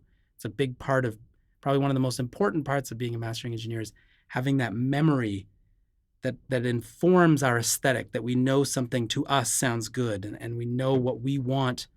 And that's based on trusting our environment, but also having a sense of how our experience translates into the real world. Communication. A lot of education going on as mastering engineer, how to listen, what to listen to, how this is going to work, how this doesn't work, why this is happening. And the challenges. One of the challenges I haven't stated, because I already talked about ADMs and already talked about the stereo immersive sort of comparison era that we're in. Not that that's a challenge. I think that that's an excellent thing. It's very healthy for the immersive world to be held to that standard, the beautiful standard, the pinnacle of stereo music production. One of the things that's challenging with Sony 360 and Atmos, but Sony 360 is that the HRTF, the headphone profile, it has changed quite a bit over the last year. And they're still perfecting it. And I love that. I love the idea. I don't think anyone should just say, okay, this is it forever. But if we made sonic averaging decisions for one thing a year ago, they might be different than the decisions I would make with the profile today. It's one of the reasons I don't use my own custom profile when mastering in either of the object-based formats, because that to me doesn't make any sense to have my own custom equalize that makes me feel good that you're not going to have. Doesn't make any sense to me. So I use a standard profile. I check with mine, I mix with mine, but I don't think it makes any sense for me to have my own custom profile when delivering something to you, knowing that's not going to be there. It's like mixing in a room with a lot of color. It's not a mastering practice. It doesn't make sense to me in that regard. And then some proposed technology. I've already sort of talked about a whole bunch of this stuff, so I'm gonna pass over that for now. Just so you know, with the tuning, there's no curve here. It's just flat. I do use the Trinnov to tune ever so slightly in a way that I find just gets between just something that suits my speakers to match closer to what I know, what I'm confident to be balanced. But the Trinnov does most of that work all on its own, and I keep it flat for the majority of the time. And I just talked about that personal HRTF. So this was an epic one. And I hope it's helpful. My goal is to just share information based on my experience and to have Sony 360 better understood as this beautiful immersive audio technology that is going to continue to be a way that so much great music is going to be shared with the world. And again, subscribe. I'm going to be making some more content. It's hard for me. I'm finding here in this particular time of year, I'm finally hit my deadlines, and I found a day where I could make a video, and it might take me weeks again before I can make another one. But I have a lot of things on Atmos, as well as some music that I'm working on where I'll be allowed to sort of share building it within 360 and within Atmos. So it takes time. I'm not the fastest poster in YouTube land, but I always want it to be meaningful. So I hope that this was awesome. Please, again, subscribe, keep in touch. www.synthesissound.com, www.immersivemastering.com. Check out the music, check out the playlist, keep in touch, and thank you for watching. Have a great day, everybody.